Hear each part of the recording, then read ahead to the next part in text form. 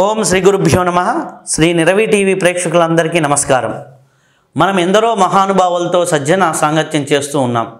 ఈరోజు మన అదృష్టం ఆచంట ఆనందరామ్ కుమార్ గారు, మాస్టర్ ఈకే గారి ప్రత్యక్ష శిష్యులు వారు ఎన్నో ఆర్టికల్స్గా మనకి రాయటం అనేది జరిగింది. ఎన్నో బ్లాగ్స్ వారి ఉన్నాయి. ఈకే గారితో ఉన్నటువంటి అనుబంధాలు అయితేమి, అలాగే ఎంతోమంది అనుభూతులు అయితేమి, ఆధ్యాత్మిక సారం అయితేమి రాయటం అనేది జరిగింది. వారు 135కు పైగా ఆర్టికల్స్ అందించారు. ఎన్నో ఉపన్యాసాలు ఇవ్వటం, అలాగే వారు స్వయాన హోమియో డాక్టర్ అయ్యి ఎంతోమందికి వైద్య సేవలు కూడా ఉచితంగా అందిస్తూ ఉంటారు. అలాగే ఎంతోమందికి మేలు చేయాలని, ఎంతోమంది జీవితాలని ఆధ్యాత్మిక మార్గం వైపు వెళ్ళాలని సదుద్దేశంతో ఉన్నవారు. వారితో ఇప్పుడు సజ్జన సాంగత్యం చేయటం అనేది మన అదృష్టం. నమస్కారం అండి. నమస్కారం. మిమ్మల్ని కూడా కలవడం ఈ సందర్భంగా నాకు ఎంతో ఆనందం కలిగించిందండి. చాలా సంతోషం అండి. మీరు అసలుకి మాస్టర్ ఈకే గారిని ఏ వయసులో కలిశారు, ఏ పరిస్థితిలో కలిశారు, వారితో మీకున్నటువంటి అనుబంధం ఏంటి? చాలా చక్కటి ప్రశ్న అండి. మాస్టర్ ఈకే గారిని నేను నా చిన్నతనంలోనే కలిశాను. అప్పుడు నేను 16 సంవత్సరాల కుర్రవాడిని. నేను ఇంటర్మీడియట్ చదువుతుండగా, ఇంటర్మీడియట్ కన్నా ముందే అనుకుంటాను, ఇంకా 10th క్లాస్ ఆ సమయంలోనూ, అవునండి 10th క్లాస్ అది వస్తున్నాను, 10th క్లాస్ పరీక్షలు రాయాలి. ఆ సమయంలో ఒకసారి నేను మా పూజలని మా నాన్నగారితో పాటు కలిసి విశాఖపట్నం రైల్వే స్టేషన్ ప్రాంగణంలో మాస్టర్ గారి ప్రథమ దర్శనం లభించింది. నాకు చాలా నాటకీయంగా ఆ దర్శనం లభించింది. ఆయన చెప్పాలంటే మా నాన్నగారు నేను కలిసి వెళుతుండగా హఠాత్తుగా మా నాన్నగారు ఆగిపోయారు. నేను అది గమనించకుండా ఒక 3 అడుగులు ముందుకు వేసి నాన్నగారు ఆగిపోయారు ఏమిటా అని వెనక్కి తిరిగి చూస్తే మా నాన్నగారు ఒక వ్యక్తి దగ్గర చాలా వినయంగా నుంచుని 2 చేతులు పెట్టి నమస్కారం, ఈ సమయంలో మీరు ఇక్కడ ఎందుకు ఉన్నారు అని మా నాన్నగారు నవ్వుతూ ప్రశ్నించారు. ప్రశ్నిస్తే ఆయన చూసేటప్పటికల్లా ఇలాగా చేతులు ఇలాగే పెట్టుకొని చక్కటి మందస్మితంతో, నేను రామాలయం నుంచి వస్తున్నాను, ఇంటికి వెళ్ళడానికి ట్యాక్సీ కోసం ఇక్కడికి వచ్చి ట్యాక్సీ కోసం ఎదురు చూస్తున్నాను అని చెప్పారు. ఆయన ఎవరో తెలియదు. చాలా ప్రసన్న వదనం, మధురమైన మందహాసం, సుందర వదనం, నుదుటి మీద నిలువుగా బొట్టు చూసి నేను ఆశ్చర్యపోయాను. ఈ రోజుల్లో ఇలాగ బొట్టు పెట్టుకుని ఉన్నవాళ్ళు ఏ పురోహితులు, అదే పూజారులు తప్ప మిగిలివాడు పెట్టుకోరు కదా, ఈయనెవరు మంచి హుందాగా ఉన్నారు అని అనిపించింది. తర్వాత మా నాన్నగారు వెళ్ళొస్తామని ఆయన దగ్గర సెలవు పుచ్చుకుని 4 ముందుకు వేశారు. నేను కూడా ఆయనతో పాటు, నాన్నగారండి ఎవరు ఆయన అని అడిగాను. ఆయన గురువు దేవులు పూజలు ఎక్కిరాల కృష్ణమాచార్య గారు అని చెప్పారు. అంతే. ఆ రకంగా ఆయన ప్రథమ పరిచయం అయింది. ఆ సన్నివేశం ఇప్పటికీ కూడా నా కళ్ళ కట్టినట్టుగా ఉంటుంది. ఇది జరిగింది 1970వ సంవత్సరంలో. ఇప్పుడు 55 సంవత్సరాలు.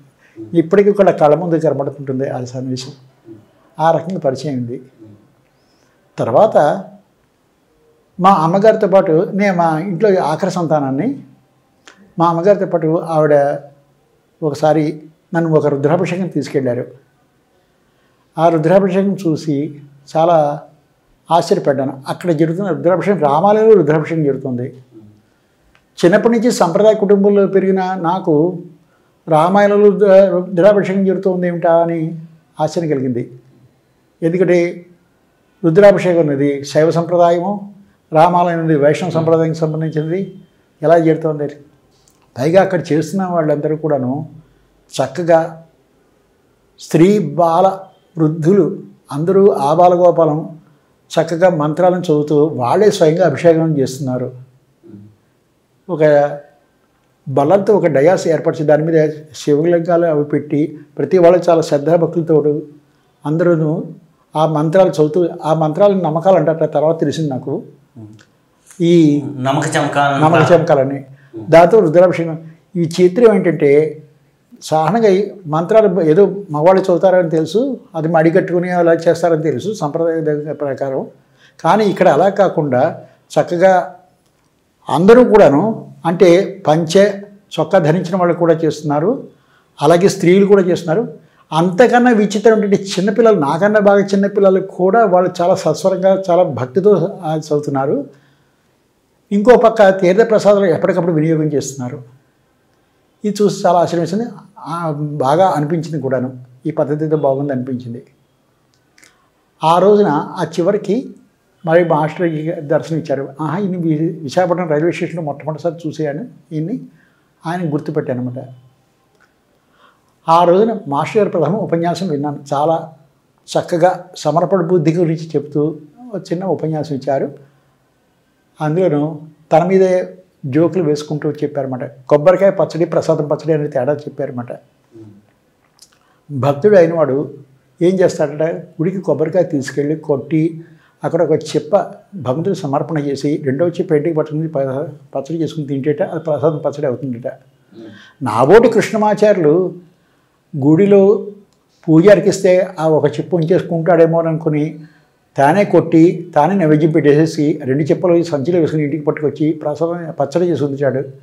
వాడికి మిగిలింది కొబ్బరికాయ పచ్చడి మాత్రమే, ఎందుకంటే సమర్పణ బుద్ధి లేక ప్రసాదం పచ్చడి కాదు అతనికి వచ్చింది అని మాస్టర్ గారు ఇలా నవ్విస్తూ చెప్తే చాలా ఆకర్షణీయంగాను బాగా అది కొబ్బరి చిప్ప ఇవ్వడం అనేది సమర్పణ బుద్ధి ఉంటేనే ప్రసాదం అనేది భగవంతుడి దగ్గర నుంచి లభిస్తుంది అని చెప్పడం అన్నమాట.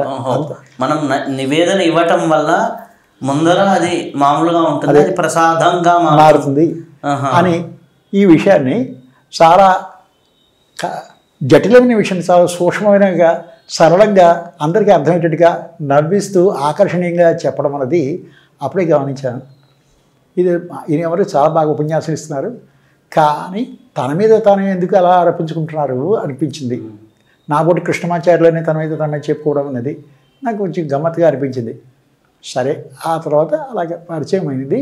తర్వాత మా నాన్నగారు ప్రేరణతోటి మా అమ్మగారు మమ్మల్ని గురు పూజకి తీసుకెళ్లారు. అక్కడ గురువుగారి ఫంక్షన్ చాలా అద్భుతంగా జరిగింది. నేను అప్పుడు ఇంటర్మీడియట్లోకి వచ్చాను. ఇంటర్మీడియట్లో నాకు చదువు చెప్పే లెక్చర్లో నేను ఎవరినైతే బాగా ఇష్టపడతానో ఆ లెక్చరర్లే వచ్చి ఇక్కడ గురువుగారి దగ్గర చాలా వినయ విధేయతలతో ఉండి వాళ్ళు కూడా గురు పూజలో పాల్గొంటూ చక్కగా సేవ చేస్తూ ఉండడం చూసి అమ్మో ఈయన మామూలు ఆయన కాదేమో అనిపించింది. ఆ రకంగా పరిచయంది. ఆ గురు పూజలో విచిత్ర సన్నివేశాలతో మాస్టర్ శ్రీ గారి ప్రేరణ ఉపదేశం పొందాము. అక్కడ మాస్టర్ గారి దగ్గర ఉపదేశం స్వీకరించాము. సివివి గారి అంటే మాస్టర్ ఈకే గారు గురువు గారు, ఆయన శిష్యులు సివి గారు శిష్యులు మాస్టర్ ఈకే గారు. ఆయన ఎవరికైనా ఉపదేశిస్తే మాస్టర్ సివి నమస్కారం అనే మంత్రాన్ని ఉపదేశంగా ఇచ్చేవారు అనమాట. ఆ రోజున మాకు కూడా ఆ రకంగా ఇచ్చారు. ఆ ఉపదేశం స్వీకరిస్తున్నప్పుడు మాత్రం ఎందుకు ఈ చిన్న వయసులో నాకు ఉపదేశాలు అని నాకంతా అనుకుంటూనే తెలియకుండానే ఆకర్షింపబడ్డాను. ఒక పక్క వైముఖ్యత, ఇంకో పక్క ఇదేమిటో కుతూహలము, రెండు పరస్పర విరుద్ధ భావాలతోటి ఉపదేశం స్వీకరించడం జరిగింది. పైగా ఈ ఉపదేశంలో ఆశ్చర్యం కలిగించింది ఏంటంటే ఆ మంత్రం ఏదో ఇంగ్లీష్లో ఉంది, మాస్టర్ సివివి నమస్కారమ్స్ అని. ఇదేంటి ఇంగ్లీష్లో మంత్రాలు ఉంటాయి ఏంటంటే మర్నాడు తర్వాత సమాధానం దొరికింది. కాబోయే కాలంలో రాబోయే రోజుల్లో ఆంగ్ల భాష వేద భాషగా మారబోతుంది. దానికి సంబంధించిన అందుకని ఈ విషయం ముందుగా దర్శించే మాస్టర్ సివి గారు ప్రేయర్లు అవి ఇంగ్లీష్లో అనుగ్రహించారు అని తెలిసింది. ఈ విధంగా మాస్టర్ గారు ఆకర్షితునయ్యాను. తెలియకుండానే ఆయన చెప్పిన ఉపన్యాసాలకు అటెండ్ అయినప్పుడు ఆయన వేసే జోకులకి వాటికి బాగా ఆకర్షింపబడ్డాను. ఆయన చెప్పే రామాయణం ఏంటి, మహాభారతం ఏంటి చాలా అద్భుతంగా ఉండేవి. వాటి యొక్క విశిష్టత ఆయన చెప్తుంటే అయ్యో వీటిలో ఇంత అంతరార్థాలు ఉన్నాయా అని అదే. ఎందుకంటే రామాయణ మహాభారతాలు చిన్నప్పుడు మా తల్లిదండ్రుల దగ్గర తెలుసుకున్నవాడిని ఇంత మధురంగా ఉంటాయి. కథ మాత్రం తెలుసు, ఏదో ఉంటారు చూసారా అవుట్లైన్స్ అని, అలాగా పై కథ మాత్రమే తెలుసు. కానీ వాటిలో ఇన్ని ధర్మార్థాలు ఇవన్నీ ఉంటాయని మాస్టర్ చెప్పబట్టి తెలిసింది. ఎంతో సూక్ష్మంగా చక్కగా, పైగా ఎవరికి అర్థం కానట్టుగా కాకుండా సరళంగా అందరికీ అర్థమయ్యేట్లాగా చమత్కారాలతోటి, నుడికారాలతో ఆకర్షణీయంగా బోధించేవారు మాస్టర్ గారు. చెప్తుండేవారు. ఎన్ని విషయాలు దాంట్లో స్పృశించబడుతుండేవి. అందులో ఉన్న అంతరార్థాలు ఎక్కడెక్కడ ఉన్నవి కూడాను చెప్తుంటే అవన్నీ విన్నంత వరకు ఈయన అవగాహన చేయగలిగినంత. అప్పటికి ఈయన ఇంటర్మీడియట్ చదువుతున్న స్టూడెంట్ని కనుక పెద్దగా పట్టించుకునేవాడిని కాదు. తర్వాత అవి విత్తనాలుగా లోపల ఉండిపోయినట్టున్నాయి. కొద్దిగా మొలకెత్తి ఇదిలేటప్పుడు వాటిలో మాధుర్యం రుచి చూసి చవి చూశాక ఆహా, ఇంతో మాస్టర్ గారు ఆల్రెడీ చెప్పారు ఈ విషయాన్ని. ఎక్కడైనా ఇంకా పండితులు చెప్తుంటే మాస్టర్ గారు ఆల్రెడీ చెప్పారు మనకి ఈ సంగతి, అమ్మో ఇదింటూ ఇంత అంతరార్థం ఉందన్నమాట అని ఈ రకంగా జరిగింది. ఇది మాస్టర్ గారితో మొట్టమొదటి ప్రయత్నం ఆయన విధానం అది. అయితే మాస్టర్ సివివి నమస్కారం అంటే అర్థమేంటి? అది చదివితే వచ్చేటటువంటిది ఏంది? సివివి గారు పేరా అది? దాని వెనక ఇంకేమన్నా అర్థం ఉందా? దాన్ని అట్లా చదవటం వల్ల, ఒక్కసారి అనటం వల్ల ఆ కాస్మాస్లో ఉన్నటువంటి ఎనర్జీ మనిషి యొక్క 72,000 నాడుల్లోకి ఎలా ప్రవేశిస్తుంది? అది ఎలా జరుగుతుంది? ఆ సివివి గారి ప్రేయర్ వెనక ఉన్నటువంటి రహస్యం ఏంటి? దాని వెనక ఉన్నటువంటి అంతరార్థం ఏంటి? ఇది మాకు మాస్టర్ గారు అంటే ఏ కిరాకృష్ణమాచార్య గారు చెప్పినటువంటి ఇదే పద్ధతి మేము చెప్పగలను. మాస్టర్ సివివి నమస్కారం అనేది ఈ రోజుల ఆధునిక యుగంలో ప్రజలకు తీరుబడి అంటూ ఉండక, అన్నపానదాల కోసమై అదే శక్తి సామర్థ్యాలను ఖర్చు పెట్టి పూజలు పునస్కారాలు చేయడానికి సమయం లేక, ఐహిక బాధలతోటి ఏదంటే ఆధ్యాత్మిక సందేహాలతోటి, ఆముషిక బాధలతోటి ఎంతో తీరుబడలేక సతమతం అయిపోతున్నటువంటి ప్రజలకి సమని మాస్టర్ సివి గారు చాలా సులభమైన తరుణోపాయం ఈ రకంగా బోధించారు. ఉదయం సాయంకాలం మాస్టర్ సివివి నమస్కారం అని ఉదయం 6 గంటలకి, సాయంకాలం 6 గంటలకి. అదేంటి తర్వాత వీలైతే మధ్యాహ్నం కూడా చేసుకోవచ్చు. దాన్ని మెరిడియన్ అడ్జస్ట్మెంట్స్ అంటారు. అలా అర్ధరాత్రి కూడా చేసుకోవచ్చు. మొత్తం సూర్యుడు ఈ భూమి చుట్టూ వెళ్ళేటప్పుడు 4 మెరిడియన్స్ ఉంటాయి.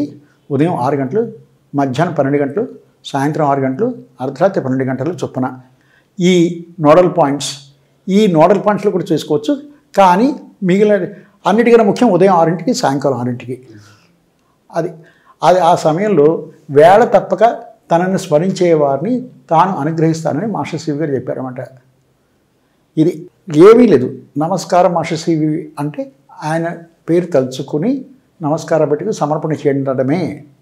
అది చేస్తే ఉదయం 6 గంటలు సమర్పణ చేస్తే సాయంత్రం 6 దాకా కూడా అది నేను చూసుకుంటాను. అలాగే సాయంత్రం 6ంటికి సమర్పించి మర్నాడు ఉదయం 6 దాకా కూడా నేను చూసుకుంటాను. ఇది మీరు చేయవలసిన పని. మీరు సమర్పణ అవ్వాల్సిందే. నేను చెప్పిన పని చేయవలసిందే అని చెప్పి, నేను చెప్పిన పని ఒకవేళ మీరు చేయలేకపోతే మీరు చేస్తున్న పనినే నాకు సమర్పణ చేయండి, నేను చూసుకుంటాను అని మాస్టర్ సివి గారు వాగ్దానం ఇచ్చారట దీంట్లో. దాని తర్వాత ఈ మాస్టర్ సివి అన్న పదము తన పేరునే మాస్టర్ గారు దాంట్లో శక్తిని ఇమిడిచి అందరికీ కావాల్సినటువంటి ఎంత లెవెల్లో కావాలో అంత లెవెల్లో అందేటట్టుగా వారి సాధన బట్టి, వారి పరిపక్వత బట్టి వాళ్ళకి అందుబాటులో ఉండేట్టుగా ఇంటెలిజెంట్ ఎలక్ట్రిసిటీ దాన్ని వాళ్ళలో ఫ్లో అయ్యేటట్టుగా చేసేవారు. ఒకవేళ ఎవరైనా సరే ఈ ప్రేరు వల్ల లభించిన శక్తిని నిరుపయోగంగానో దురుపయోగంగానో చేసుకుంటే, అలా కాకుండా ఉండడానికి అవసరమైతే కట్ ఆఫ్ చేయడం, మళ్ళీ అవసరమైనప్పుడు వాళ్ళకి ఏదంటే కావాల్సినంత మాత్రమే సమర్పణ ఏదంటే ఆ ఇంటెలిజెంట్ ఎలక్ట్రిసిటీని ఫ్లో చేయడం, ఇటువంటివి ఆ రోజులో నేను చేస్తాను అని చెప్పారు. మాస్టర్ యువర్ ఓన్ అడ్జస్ట్మెంట్స్ అని అంటారు. అది ఈ రకంగా ఇది ఈకే గారు చెప్పారు మాకు. ఆ రకంగా చేస్తున్న అలాగా మాస్టర్ సివి గారు ప్రేర్ చేసే వాళ్ళకి భృక్తరహిత తారక రాజయోగము, వారికి పూర్వజన్మ కర్మ ఆటోమేటిక్గా ఈ పీరియడ్లో ద్వారా వాళ్ళకి తొలగిపోతుంది, ఇంకేమీ ఉండదు. ఎందుకంటే దాని తగ్గట్టుగా రెగ్యులేషన్స్ ఎలా చేయాలో, డైలీ రొటీన్ ఏ రకంగా రెగ్యులేట్ చేసుకోవాలో అవన్నీ కూడా ఆటోమేటిక్గా ఎప్పటికప్పుడు సూచింపబడుతుంటుంది. ఏ సాధకుడికి ఆ సాధకుడి యొక్క సొంత అనుభవాల ద్వారా అతను మంచి స్థితికి ఉన్నత స్థితికి చేరుతుంటాడు. నిత్య సాధనతో నిత్య దినదిన ప్రవర్ధమానమవుతూ అభివృద్ధి చెందుతూ ఉంటారు. ఆ విధంగా ఎవరైతే అత్యంత సిన్సియర్గా చేసుకుంటూ ఉంటారో ప్రణత నిజజనా స్మాతృతుల్యాన్ కరోతి అని మాస్టర్ శ్రీ గారు వాగ్దానం ఇచ్చారు. నాకు నమస్కరించిన వాడిని నా అంతటి వాడిగా చేసేస్తాను అని చెప్పారు. దానికి ప్రత్యక్ష సాక్ష్యం మేము కూడా చూసాము. మా ఎక్కిరా కృష్ణమాచారి గారు, వేటూరు ప్రభాకర్ శాస్త్రి గారు, ఆయన నేను పుట్టకముందే శరీరం వదిలేశారు అనుకోండి, కానీ ఆయన శిష్య పరంపర ఎంతోమంది ఉన్నారు.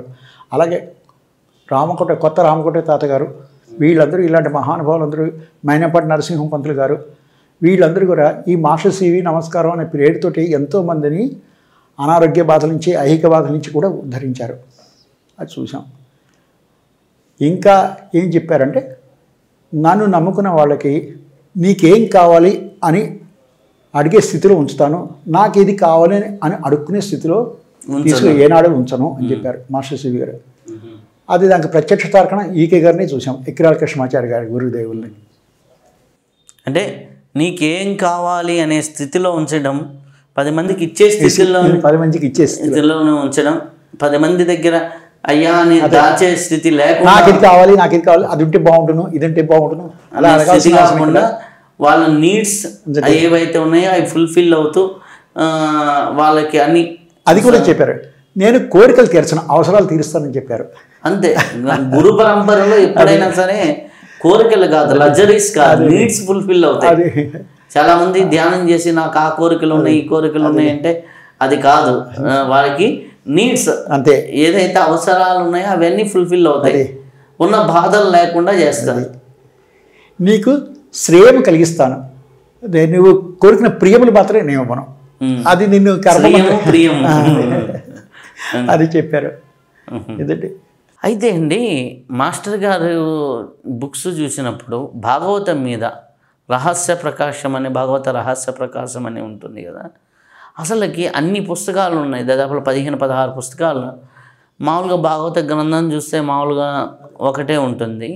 ఈకే గారు చెప్పిన దాంట్లో మామూలుగా ఎంతోమంది పండితులు చేసిన ఉపన్యాసాలు కావచ్చు, ఎక్స్ప్లెనేషన్స్ కావచ్చు, వివరణ కావచ్చు, తాత్పర్యం కావచ్చు, పోతన గారి భాగవతం మీద మాస్టర్ ఈకే గారి కోణం ఏంటి, ఈకే గారు ఇటువంటి కోణంలో దాన్ని జనాలకు అందించడం జరిగింది. ఎక్కిరా కృష్ణమాచార్య గారు సందర్భోచితంగా భాగవతంలోని పద్యాల వాటి గురించి చెప్తూ వాటి ఉన్న అంతరార్థాలు చెప్తుండేవారు. ఎంతో బాగా అందరికీ ఆకలింపు అవుతుండేది. పోతన గారి భాగవతాన్ని మాస్టర్ గారు ఎంతో ప్రశంసించేవారు. వేదవ్యాసుడి యొక్క హృదయాన్ని పోతన తెలుగులో ఇంత చక్కగా అనువదించాడు. అది మాత్రం అవసరమైన చోట్ల కొంచెం పెంచి కూడా చెప్పాడు. ఇది పోతన అంటే మామూలు కవి కాదు, వేద కవి అని మాస్టర్ గారు చెప్పారు. ఆ సందర్భంలో అయితే మీరు చెప్పిన రహస్యాలని దీంట్లో ఉన్నప్పటికీ కూడా ఎవరికి తెలియటం లేదండి. మీరు పోతన గారి భాగవతాన్ని సరళంగా ఈ కాలంలో ప్రజలకు అందుబాటులో ఉండేట్టుగా, అందరికీ అందుబాటులో ఉండేట్టుగా మీరు ప్రచురించాలని ఒకరోజు రైలు ప్రయాణంలో ఆయనతో పాటు వెడుతున్నటువంటి ఒక తోటి ప్రయాణికుడు, అంటే మాస్టర్ గారి శిష్యుడే, ఆయన కోరారు. ఎందుకంటే మామూలుగా పోతన గారి పద్యం ఒకటి ఆయన చదివారు. ధీరులు నిరపేక్షులు ఆత్మారాములైన మునులు హరిభజనము నిష్కారణము చేయుచుందురు నారాయణ నట్టివాడ నవ్య చరిత్ర అని ఆయన పద్యం చదివితే, ఆ పద్యంలోని విశేష అర్థాన్ని అది ఎక్కడొస్తుందంటే, శౌనకుడు మొదలైన మునులు సూతుడిని అడుగుతారు, అందరూ భాగవతం ముక్తి కోసం చదువుతారు, కానీ అప్పటికే ముక్తి పొందినటువంటి నిశ్చల నారాయణ అనుభవం అతీత స్థితిలో, ఆనంద స్థితిలో ఉన్నటువంటి శుక మహర్షి కూడా భాగవతాన్ని ఎందుకు చదువుతున్నారు, ఆయనకి అవసరం ఏమిటి, భాగవత ఉపదేశం పొందాల్సిన అవసరం ఏమిటి, ఆయన అప్పటికే, ఎందుకంటే వేదవ్యాసుడి కొడుకు పుట్టుకతోటి ముక్త జీవి శుక మహర్షికి అవసరం ఏముంది అని దానికి సంబంధించిన పద్యం.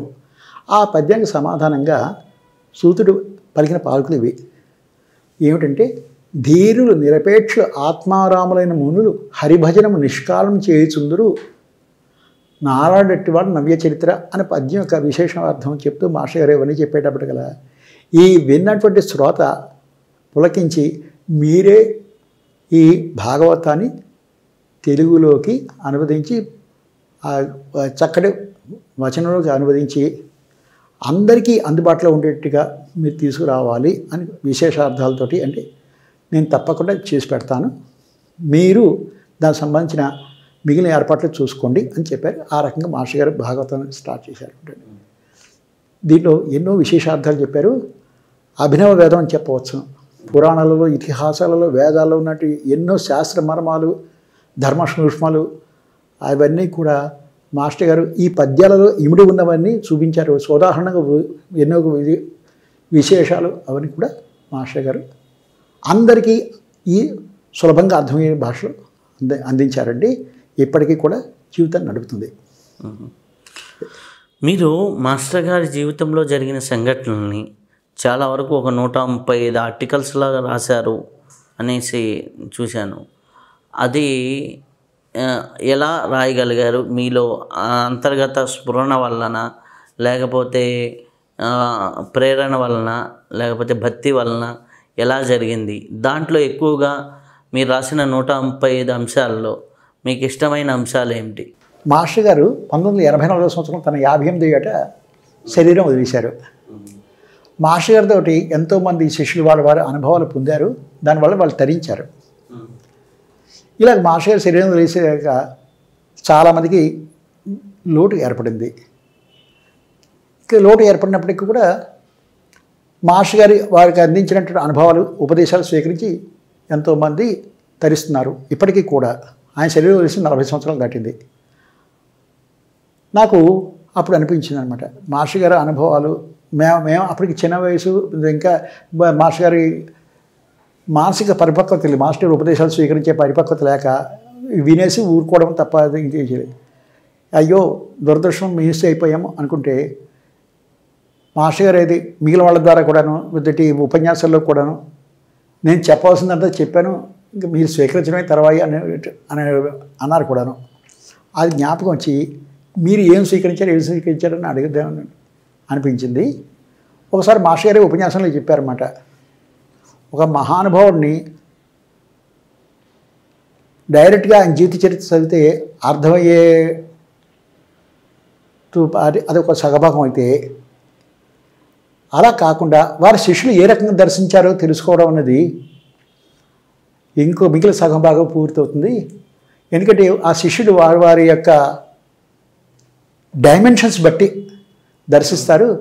ఆ గురువు కూడా వారి పాత్రత పరంగా వాళ్ళ దగ్గర ఆ రకంగా దిగి వస్తారు. అందువలన భగవంతుడి వారి ఆ గురువు ఏంటి, భగవంతుడు ఏంటి, వారి యొక్క విశ్వరూపం ఆ సమయంలో తెలుస్తుంది అని చెప్తే బాగా ఉందనిపించింది. ఆ రకంగానే తర్వాత కాలంలో రామకృష్ణ పరమహంస గారి గురించి ఆయన సన్యాసి శిష్యుల యొక్క అనుభవాలు, ఆయన సంసార శిష్యుల యొక్క అనుభవాలు, గాడ్ లివ్డ్ విత్ దెమ్ అనే పుస్తకాలు వాల్యూమ్ 1, వాల్యూమ్ 2 అది చదివితే రామకృష్ణ పరమహంస గురించి మరింకంత అవగాహన పడి, అలాగే ఇక్కడ కూడా ఉంటే బాగుంటున్నాను అని అనుకున్నాను. కానీ అనుకున్నటువంటి సంకల్పం అలాగే విత్తనంగా చాలా రోజుల పాటు విత్తనంగా మాత్రమే మిగిలిపోయింది. ఒక 20 సంవత్సరాల పాటు దాని గురించి ఏమాత్రం కూడా పట్టించుకోలేదు. 20 సంవత్సరాల పాటు పట్టించుకోకపోతే తర్వాత మాస్టర్ గారి గురించి తెలిసిన వాళ్ళు, మాస్టర్ గారితో ప్రత్యక్ష సాంగత్యం అనుభవించిన వాళ్ళు, అనుభూతి ఉన్నవాళ్ళు, వాళ్ళు కూడా పెద్దవాళ్ళే, ముసలి వాళ్ళే శరీరం వదిలేసి వెళ్ళిపోతున్నారు. ఇంకా ఈక గారి గురించి డైరెక్ట్గా చెప్పేవాళ్ళు ఎవరు లేకపోతే ఇదేమిటి అని అనిపించి ఒక ప్రేరణగా నాకు తెలియకుండానే నేను ఒకసారి మాస్టర్ గారు మా ఒరిస్సా రాయగడలో మా ఇంటికి వచ్చారు. అప్పుడు ఆయన ఏ సన్నివేశంలో ఎలా బిహేవ్ చేశారో 1-2 రాయడం జరిగింది. నాకు తెలియలేదు అలా రాస్తున్నానని. అలాగ ఒక 3-4 ఎపిసోడ్లు అయ్యాక, అంటే ఒక 20-30 రోజుల్లో అప్పుడు తెలిసింది నా ద్వారా మాస్టర్ గారు ఈ కార్యక్రమం ప్రారంభించారని. అంటే నేను చేస్తున్నది కాదు, నా ద్వారా మాస్టర్ గారు ఈ కార్యక్రమం ప్రారంభించారని తెలిసింది. ఇదేదో బాగుంది అనేది చదువుతుంటే నాకు మళ్ళీ మాస్టర్ గారి సాన్నిధ్యం లభిస్తోంది. మాస్టర్ గారు ప్రత్యక్షంగా చూసినట్టుగా అనుభూతి వీలు వస్తుంది. ఆ మధురానుభూతి ఇది బాగుంది, మిగిలిన వాళ్ళు కూడా పంచుతాము అని మా కుటుంబ సభ్యులు చదివితే వాళ్ళు కూడా సంతోషపడ్డారు. నా స్నేహితుల దగ్గర చెప్తే వాళ్ళు కూడా సంతోషపడ్డారు. మాస్టర్ గారు చూసినట్టుగానే ఉంది, అదే అవునవును మా జ్ఞాపకం వస్తున్నాయి అని మాస్టర్ గారు వాళ్ళు 1-2 ఏదో చెప్పడం జరిగింది. అందులో ఏవైతే బాగుంటాయో అవి స్వీకరించి వాటిని ఇలాగా రాయడం ప్రారంభించి అదేంటి టెక్నాలజీ పెరిగింది కనుక అంటే వాట్సాప్ ద్వారా అందరికీ పంపించడం మొదలెట్టాను. వాళ్ళు చదివి సంతోషం బాగుందనేవారు. కొన్నాళ్ళు పోతే అవి పోతుండేవి కూడా, పోతుంటే డిసప్పేర్ అయిపోతుండేవి వాట్సాప్లో వాటిలో. నేను మళ్ళీ రాయాల్సి వచ్చేది. మళ్ళీ రాస్తే మళ్ళీ నాకు వారి సాన్నిధ్యం మరిగా లభిస్తుండేది. ఈసారి కొత్త పాయింట్ ఒకటి యాడ్ అవుతుండేది. ఇది వారే చేస్తున్నారు అవసరం కానీ అలా సంతోషంగా అది జరిగింది. ఇది చేస్తున్నప్పుడు వచ్చిన అనుభూతి ఏంటంటే ఒక్కొక్క భక్తుడు ఒక్కొక్క వాళ్ళకి ఏ రకంగా మాస్టర్ గారు దర్శనమిచ్చారో, ఏ రకంగా అనుగ్రహించారో, వాళ్ళ మాస్టర్ గారి దగ్గర వాళ్ళు నేర్చుకున్నది ఏమిటో చెప్తుంటే, ఒక సూర్యుడు సమస్త జీవులకు తానొక్కొక్కడై తోచుపోలిక అన్నట్టుగా అది కూడా పోతన తన భాగవతంలో చెప్పింది. అది అంతకన్నా సరియైన ఉపమానం ఇంకేది లేదనిపించింది. ఆ రకంగా నచ్చిందండి. ఈ 135 ఎపిసోడ్లలో 136ది కూడా రాశాను. మా సొంత అనుభవాలు కూడా ఉన్నాయి. నెక్స్ట్ మాస్టర్ గారి ఉపదేశాలు కూడా ఉన్నాయి, అవి రాశాను. మిగిలిన సీనియర్ శిష్యులు చెప్పినటువంటివి కూడా ఉన్నాయి. ఇది ఏ ఉపదేశం ఆ ఉపదేశం చాలా అద్భుతంగా అనిపించేదండి. ఇందులో ఇది చాలా బాగుంది, ఇది బాగా అట్రాక్ట్ అయ్యింది అని చెప్పడం కష్టమైంది. జ్ఞాపకం వస్తే ఒక ఉదాహరణ కూడా చెప్తాను. ఒక శిష్యుడు చెప్పారన్నమాట, అతని కొడుక్కి అదేంటి 104 డిగ్రీల టైఫాయిడ్ ఫీవర్ ఎంతకీ తగ్గటం లేదు. 105 కూడా 106 కూడా వెళ్ళిపోయింది.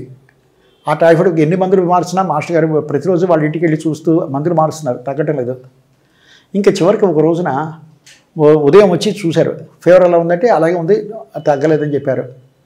ఇంకా సాయంత్రం పులిహార చేయండి అని చెప్పి నేను వస్తాను తింటాను అని చెప్పి అన్నారు. సాయంత్రం ఆయన వచ్చారు, వచ్చి పులిహార చేశారంటే ఆయన ఉదయం చెప్తే విన్నారు ఆ శేష బృందంలో ఆ కుటుంబంలో వారు. ఆ కూరవాడేమో పేషెంట్ అలా ఉన్నాడు, ఈయన పులిహార అడుగుతాడేంటి అని పట్టించుకోలేదు. ఇది హాస్యంగా అంటున్నారేమో అని నేను చేయమని చెప్పాను అని అడిగారు. అయితే మాస్టర్ గారు చెప్పారు కదా అని ఆ శిష్య బృందాలు వాళ్ళ కుటుంబాలు ఆ పులిహార తయారు చేశారు. ఆవిడ చేసి అదేంటి మీరు తింటారా అంటే నేను కూడా తింటాను, ముందు కొంచెం పట్టరండి అన్నారు. పట్టరండి అని ఇంతటి ఆ కుర్రవాడిని అడిగారు, నీకేం తినాలందిరా అని. పులిహార అన్నాడు.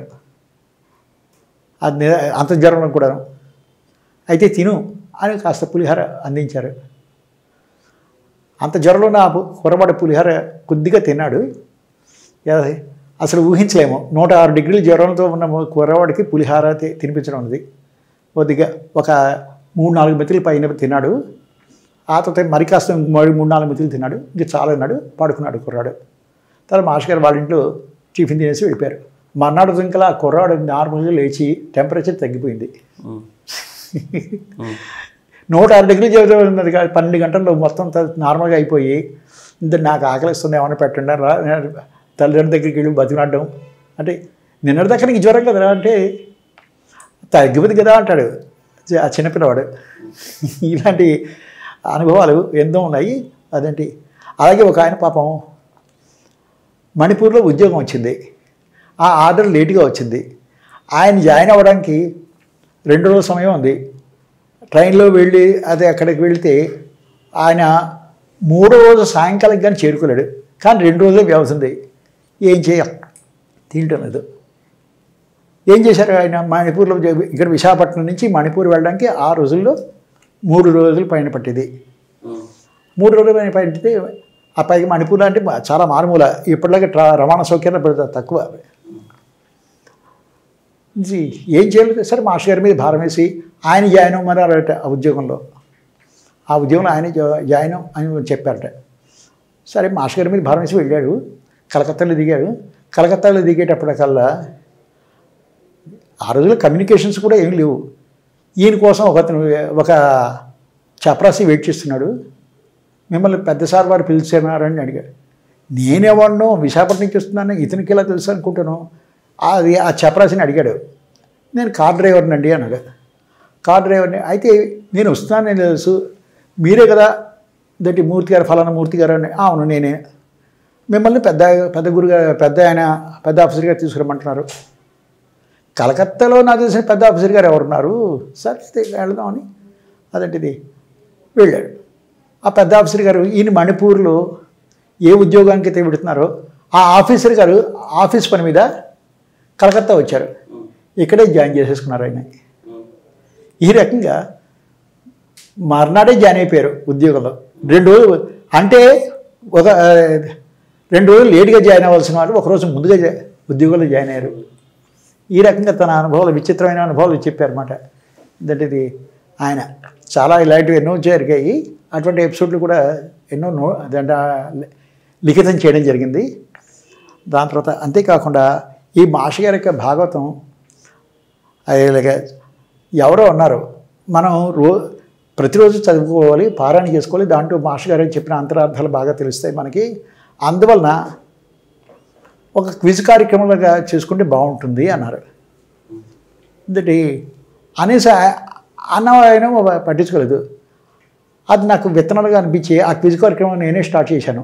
అది కూడా ఒక వారం రోజులు పోయాక మంచి రెస్పాన్స్, ప్రతి వాడు వచ్చి నేను చెప్పిన ఆన్సర్ కరెక్టేనా అని వాళ్ళు నా ఫోన్ చేస్తుంటే, ఆహా నా ద్వారా ఈ కార్యక్రమం జరుగుతుంది అవసరం అనుకుని ఇంకా ప్రతిరోజును ఆ కార్యక్రమం కొనసాగిస్తున్నామంటండి. మాస్టర్ గారు రాసిన భాగవత రహస్య ప్రకాశం గ్రంథావళి నుంచి నేను ప్రతిరోజును ఒక 2 ప్రశ్నలు పెడతాను, మర్నాడు వాటి జవాబులు పెడతాను. ఈ లోపల అందరూ పుస్తకాలు తీసి వచ్చి వాటికి ఆన్సర్లు పెడుతుంటారు. ఇది వాళ్ళు ఎవరైతే కరెక్ట్గా జవాబులు పెట్టారో వాళ్ళ పేర్లు ప్రచురిస్తుంటాను. వాళ్ళందరూ చాలా సంతోషపడుతారు. మీ కారణంగా మేము మాస్టర్ గారి పుస్తకాన్ని ప్రతిరోజు రెగ్యులర్గా చదువుతున్నామండి, మేము ధన్యులం అయ్యాము అని దానికి అనిపిస్తుంది. నేను కాదు, నా ద్వారా మాస్టర్ గారు చేయించుకుంటున్నారు అని. ఇలాంటిది జరుగుతుందండి. అంటే మంచి పనులు కూడాను ఏదైనా మంచి అవన్నీ కూడా మన ద్వారా జరుగుతాయి కానీ మన వలన జరగవు అనే విషయం సోదాహరణంగా నాకు 2 సార్లు నిరూపితమైనది.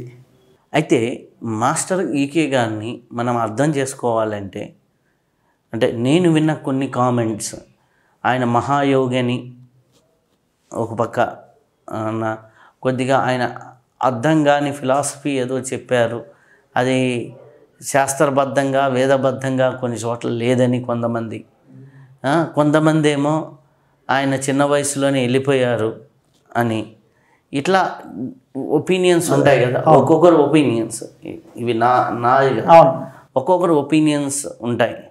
సో అంతటి మహాయోగి ఎందుకు అంత చిన్న వయసులో వెళ్ళిపోయారు, అది ఒకటి. ఇంకొకటి, అంతటి పరిజ్ఞానం ఉన్న సబ్జెక్ట్స్ కొంతమందికి ఈరోజు కూడా అర్థం కావు. మాస్టర్ గారు చెప్పిన కొన్ని అర్థం కావు. అవి అర్థం చేసుకోవాలంటే ఎలా చేయాలి? దీని మీదే ఇటువంటి విషయాల గురించి మాస్టర్ గారికి కూడా కొంతమంది అడిగినప్పుడు, ఈ అవతార పురుషులు మహానుభావులు వాళ్ళందరూ ఒకే తప్పు చేశారయ్యా అన్నారు మాస్టర్ గారు హాస్యంగా. ఏమిటో తప్పండి, వాళ్ళు పుట్టవలసిన టైం కల్లా చాలా ముందుగా పుట్టేశారు. ఆ సమయంలో వాళ్ళ కార్యక్రమాలు, వాళ్ళ ప్రవచనాలు అర్థం చేసుకునేటువంటి ఆ కెపాసిటీ, ఆ మెచ్యూరిటీ అప్పటి ప్రజలకు లేదు. అందువల్ల అలా జరిగింది. జీసస్ క్రిస్ట్ వంటి మహానుభావుడు సిలువ ఎక్కడం కారణం అదేను. అలాగే మహాత్మా గాంధీ గురించి చేసిన మహాతప్పు అదే. తనకన్నా మెచ్యూరిటీ లేని ప్రజల మధ్యలో పుట్టాడు అన్నట్టుగా చెప్పారు. పుట్టాల్సిన దానికన్నా చాలా ముందుగా పుట్టాడు.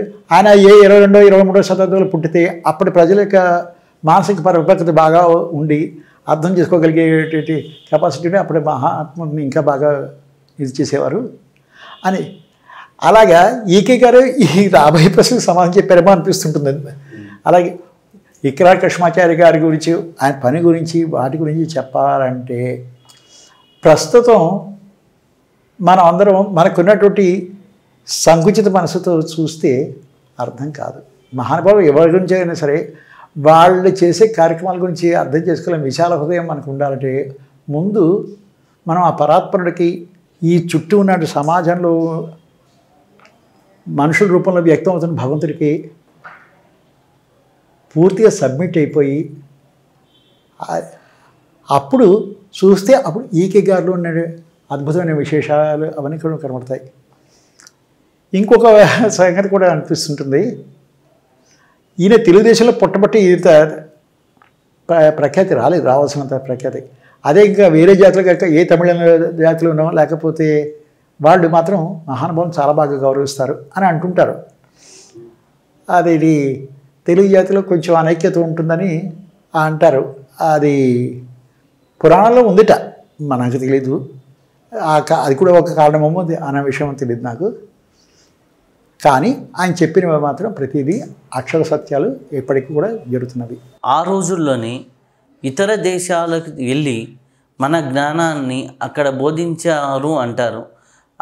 ఆ రోజుల్లోనే అంత ప్రయాణం చేసి అంత ఇది చేశారు. అది ఎలా సాధ్యపడింది? జ్యోతిష్ శాస్త్ర ప్రకారం ప్రస్తుతం కుంభయుగం జరుగుతున్నది.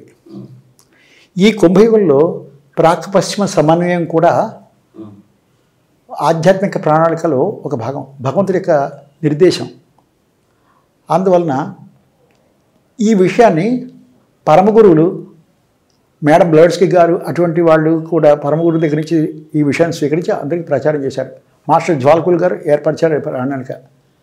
ఈ ప్రణాళికను ఈకే గారికి మొట్టమొదటి ప్రత్యక్ష శిష్యుడైన ఒక పాశ్చాత్యుడు ఇక్కడ నీలగిరి ఆశ్రమంలో అతను అగస్త్య మహర్షి యొక్క దర్శనం లభించి ఆయన చిత్రకారుడు కనుక అతను ఉంటున్న ఆశ్రమంలో అగస్త్య మహర్షి యొక్క చిత్రాన్ని కూడా గీసుకున్నాడు.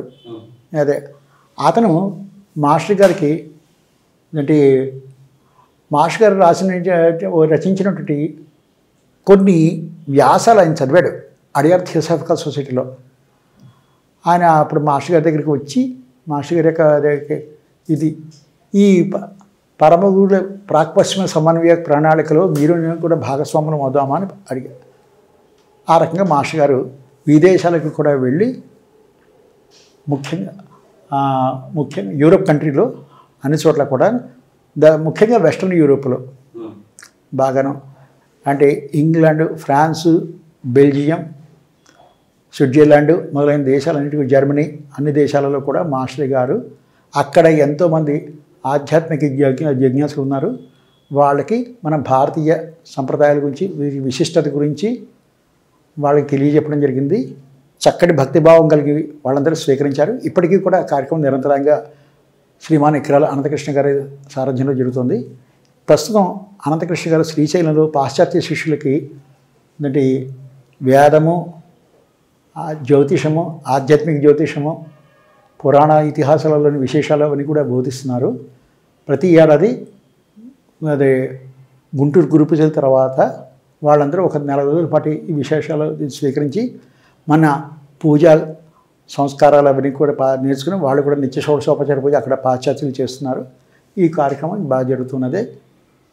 ఈ ఆధ్యాత్మిక సమన్వయం జరుగుతుంది. పాశ్చాత్యులలో ఉన్న కర్తవ్య నిష్టను మనం స్వీకరించమని చెప్తున్నారు మాస్టర్ గారు. అలాగే మన దగ్గర ఉన్నటువంటి ఆధ్యాత్మిక తత్వాన్ని వారు స్వీకరించాలని మాస్టర్ గారు చెప్తున్నారు. ఈ రకంగా వారిలోని మేలును మనం స్వీకరించాలి, మనలో ఉన్న మంచితనాన్ని వారు స్వీకరించాలని మాస్టర్ గారి ప్రణాళిక. చాలా సంతోషం అండి. చాలా అద్భుతమైన విషయాలని, మాస్టర్ గారి విషయాల్ని కొన్ని మాతో పంచుకున్నారు. ఇలా మా ఛానల్కి అవకాశం కల్పించినందుకు చాలా చాలా కృతజ్ఞతలు. ధన్యవాదాలు. ఇప్పటి వరకు చాలా అద్భుతమైనటువంటి జ్ఞానాన్ని మనం స్వీకరించాం. మరొక్కసారి మరొక్క అతిథితో అప్పుడు కలుసుకుందాం. అంతవరకు సెలవు. నమస్కారం.